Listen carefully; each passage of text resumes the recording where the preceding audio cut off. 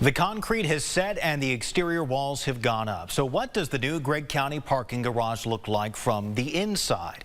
Tonight, KLTV 7's Jamie Boyum gives us a walking tour of the facility, which will soon provide nearly 300 free daytime parking spaces to people visiting downtown Longview.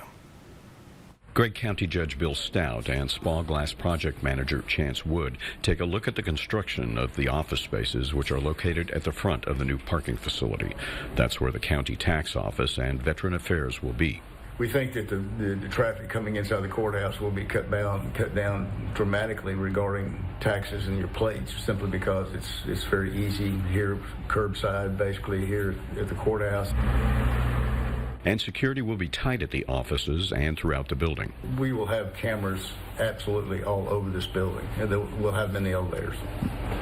And there will be law enforcement on site 24/7. There will not be a walk-through metal detector like at the courthouse, although wands will be in use. If there's courts involved, you have to do a metal detector.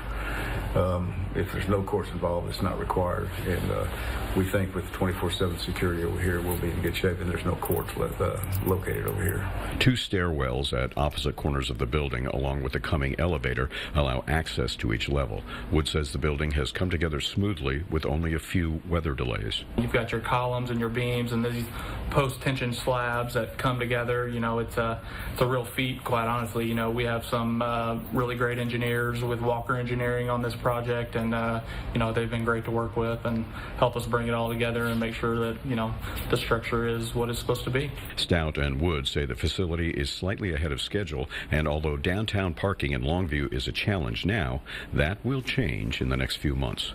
Jamie Boyum, KLTV 7 News. The $24 million garage is expected to open for parking come October. It's